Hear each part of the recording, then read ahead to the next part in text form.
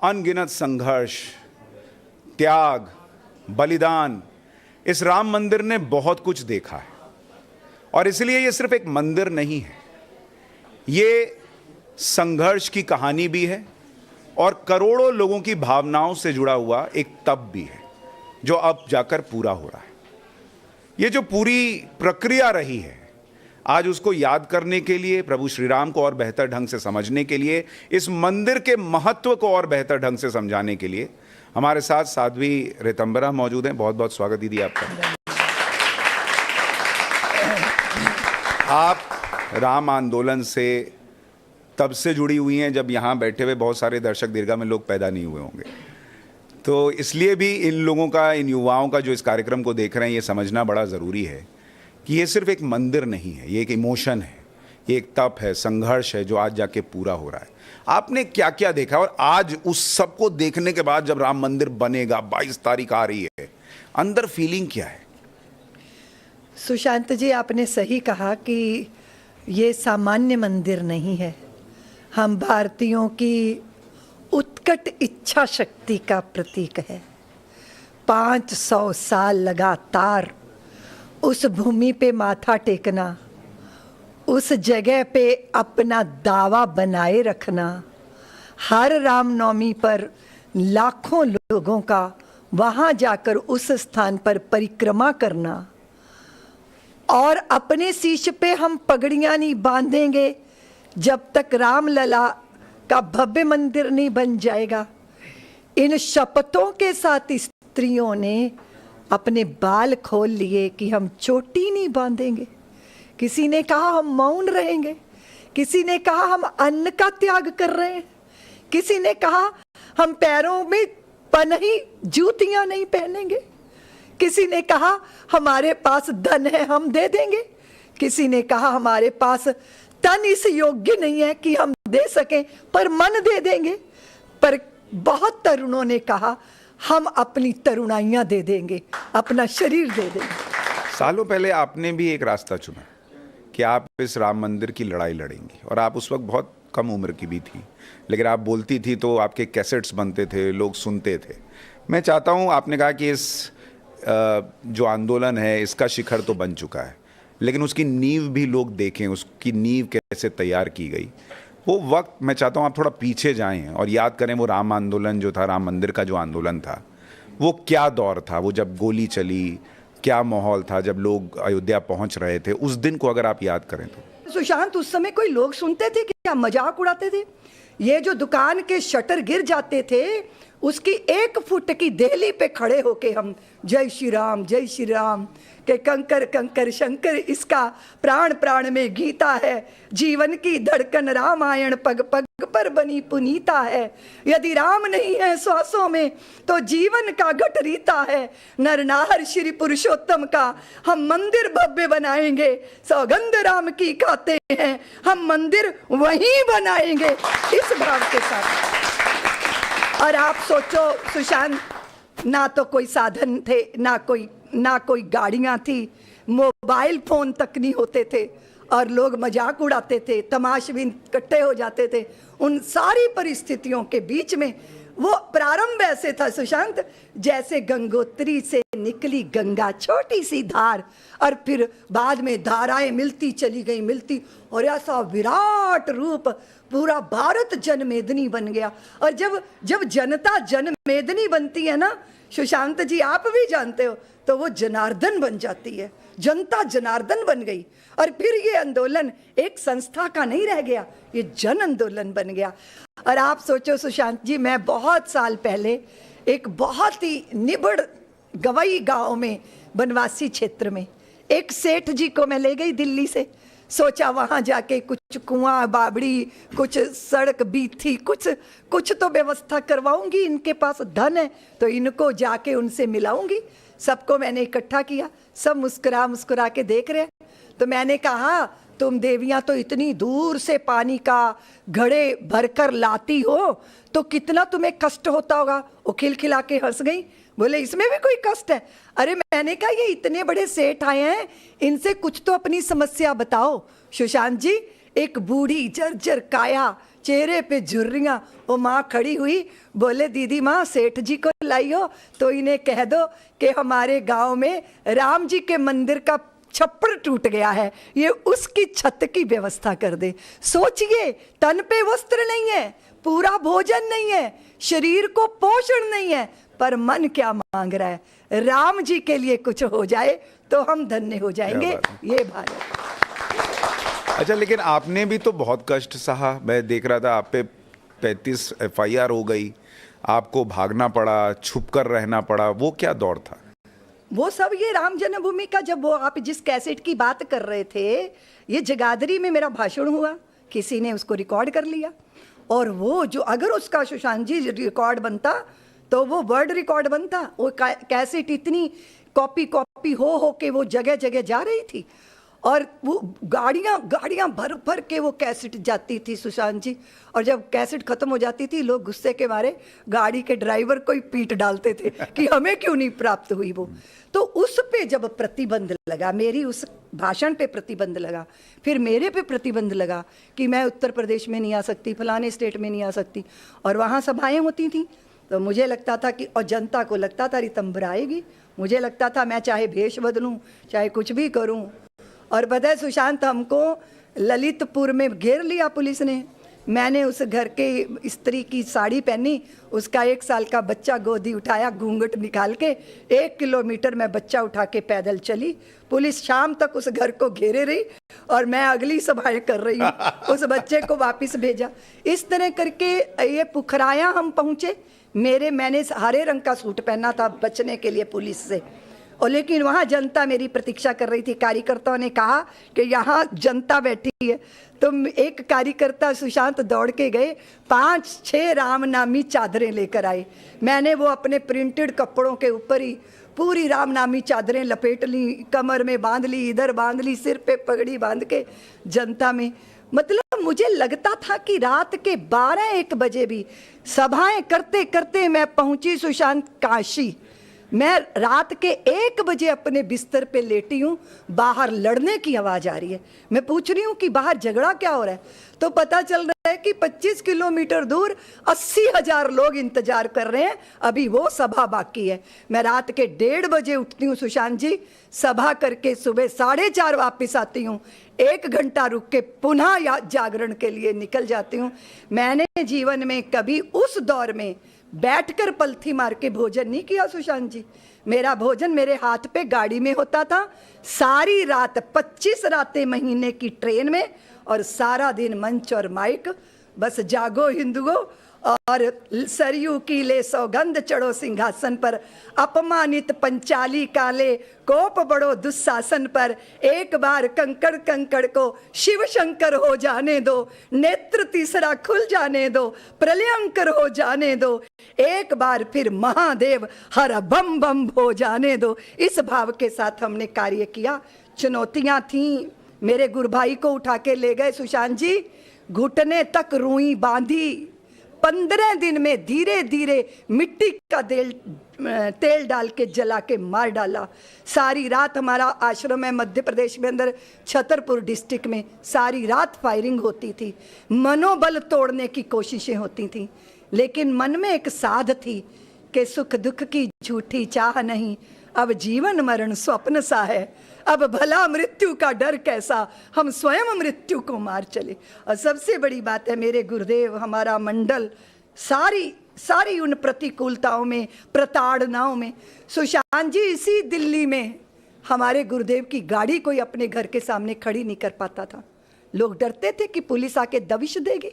मैंने स्टेशनों पे रातें काटी, बस अड्डों में कंबल ओढ़ के बैठी रही, भिखारियों के बीच में, खेतों में जो ट्यूबवेल होते हैं ना, छोटा सा ट्यूबवेल का कमरा बना होता है, वहां रातें काटती थी।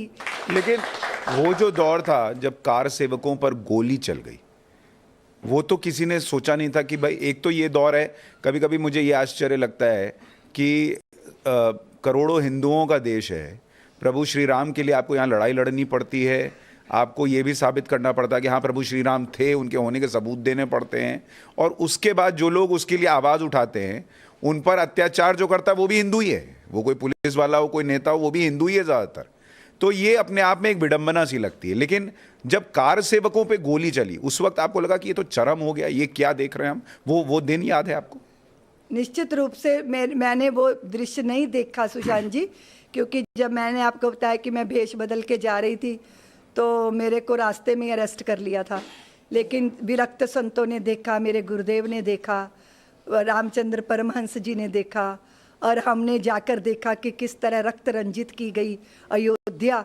तो ये तो राजनीति का इससे विद्रूप निकृष्ट रूप हो सकता है कि एक जर्जर ढांचे को बचाने के लिए, तुष्टीकरण की राजनीति के लिए, या वोट बैंक के लिए, या सत्ता को बनाए रखने के लिए, जबकि हमारा संस्कार है कि सत्ता साध्य नहीं है, वो साधन है। उस साधन का उपयोग किसी अच्छे श्रेष्ठ साध्य के लिए किया जाता है। तो कितना दिल दुखा होगा। और आप सोचो सुशांत जी, मेरे जैसे लोग अगर वात्सल्य ग्राम की सृष्टि खड़ी करने में ना लगते तो हम तो अवसाद में थे, हम डिप्रेशन में थे। क्योंकि बहुत सारे लोग जो हमारी विचारधारा को अपनी विचारधारा कहते हैं, वो भी साथ खड़े होना पसंद नहीं करते थे, क्योंकि इस तरह की मेरी छवि बना दी गई देश के अंदर। तो आप ये देखो कि कितना कष्ट हुआ। मेरे को कष्ट क्या हुआ, आज भी कल मुझे पूर्णिमा मिली, कोठारी बंधुओं की बहन, उन्होंने क्या बोला माइक पे, बोले कि दीदी माँ ने कहा था अयोध्या आओ, इसलिए हमने अपने भाइयों को, मेरी माँ ने उनके माथे पे अपने अंगूठे के रक्त का तिलक करके भेजा था। आप सोचो, आप सारे देश का आह्वान करो कि चलो अयोध्या कार सेवा, और वहाँ हमारे रणबांकरों के साथ, हमारे बच्चों के साथ उनको सीने पे गोलियां उतारी गई, उनके शरीरों में रेत की बोरी भर के उनको सरयू में डुबोया गया, उनका सामूहिक हत्याकांड किया गया। कैसा लगता होगा सुशांत जी, जिस व्यक्ति ने आह्वान किया हो और वहां ये हो जाए, तो उसके हृदय का अपराध बोध हिमालय से बड़ा होगा कि नहीं? हम उसी हिमालय जितने अपराध बोध से दबे हुए थे सुशांत जी।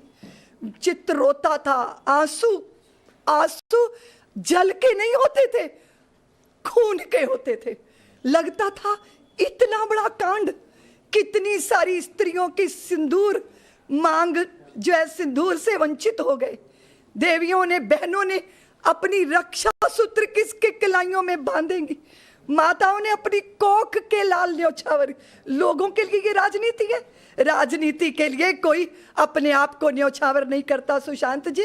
वो राघव के रणंजय थे, वो माधव के धनंजय थे, वो 500 साल की हमारी दुर्व्यवस्था के बीच में कुछ अच्छा हो जाए इसके लिए अपने को आहूत कर गए। बस वो अपराध बोध हृदय के अंदर, वो ऐसी वेदना थी सुशांत जी। और जिस दिन निर्णय आया उस दिन मैंने अपने साथियों से कहा, मेरे पास पानी रख दो, अगर विपरीत आया तो मैं जी नहीं पाऊंगी, और अगर पक्ष में आया तो मैं उस आनंद को झेल नहीं पाऊंगी। और जब वो निर्णय आया सुशांत जी, हृदय का सारा अपराध बोध लगा कि अब बलिदान सार्थक हो गया, लगा अब प्रतीक्षा सार्थक हो गई, लगा मेरे पुरखों का तप सार्थक हो गया, ये लगा कार सेवकों की जवानियां और तरुणाइयां सार्थक हो गई, क्योंकि अब हम मंदिर बना पाएंगे। इसीलिए वेदना हृदय की होती है सुशांत जी। लोगों के लिए मजाक होगा, लोगों के लिए राजनीति होगी। मैं कहती हूँ पक्ष विपक्ष दोनों राजनीति कर रहे होंगे, पर राम भक्तों के हृदय में कोई राजनीति नहीं है। वो अपने राम जी को सम्मानजनक जगह पे बिठाना चाहते हैं। कोई अमीर आदमी भी होता है ना सुशांत जी, वो अपना बाथरूम में भी लाखों रुपया लगा देता है, भव्य घर बना के रहता है। और मेरे राम टाट में बैठे हैं, मेरे राम पराभवी युग के प्रतीक के नीचे दमे हैं, उनकी जन्मभूमि। ये वेदना, ये पीड़ा, और उस पीड़ा ने हमें कमजोर नहीं किया सुशांत जी, बलवान बना दिया। क्योंकि जब पीड़ा हिमालय जितनी बड़ी होती है, उसी में से समाधान की गंगा निकलती है। और दूसरी बात सुशांत जी, पीड़ा, आपकी आंखों में आंसू आ गए आज भी वो बात नहीं, मैं इसलिए कह रही हूँ कि हमने इस देश की गंदी राजनीति का विद्रूप रूप देखा है। हमने देखा है कि आप भारत को जड़ से ही काट देना चाहते हो। हम किसी पेड़ की अमर बेल तो नहीं है ना। हमने किसी के लिए कभी दुराव किया हो सुशांत जी, किसी को पराया माना हो, कभी ऐसा नहीं हुआ। एक पक्ष ने कहा कि हम हिंदुओं के साथ नहीं रहेंगे, हमें तो देश का विभाजन करना है। स्वीकार किया गया ना।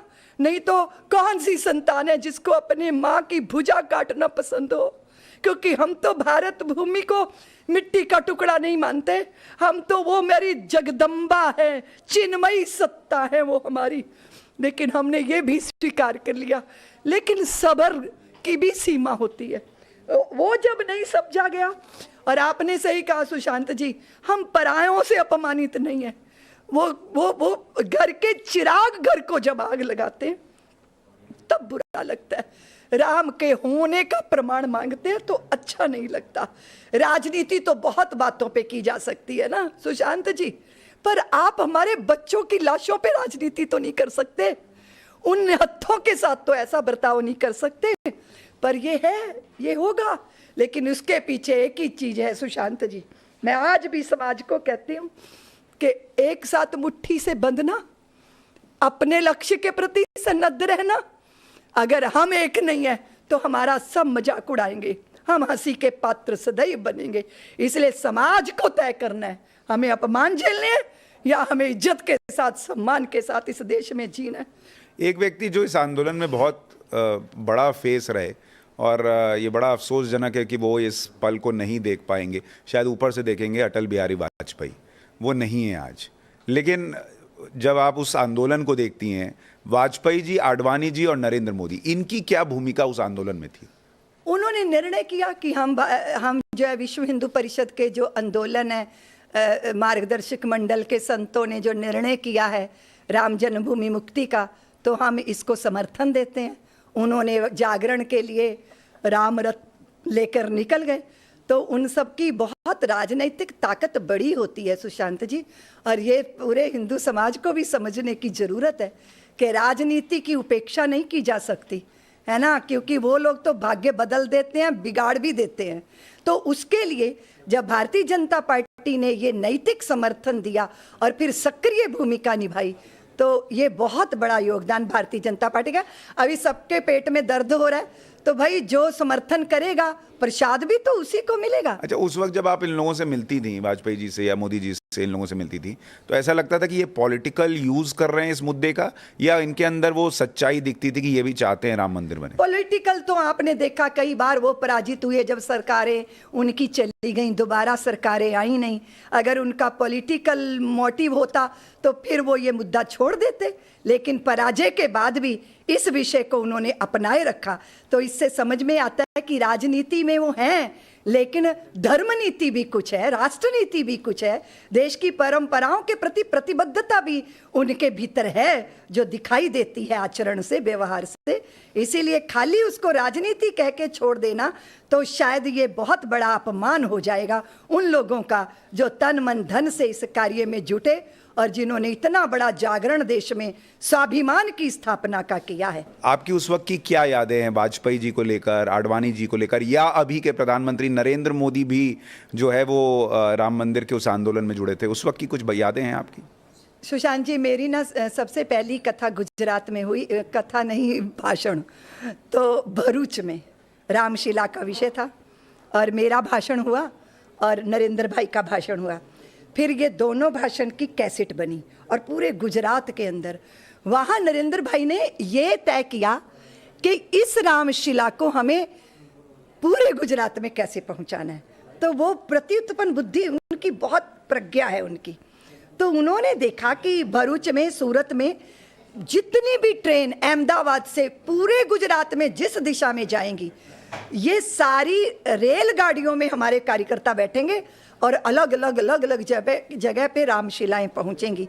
तो रामशिला के उस पूजन के कार्यक्रम को सफल बनाने के लिए नरेंद्र भाई का बहुत बड़ी बुद्धि, योजना, वो एक तरह से योजक रहे।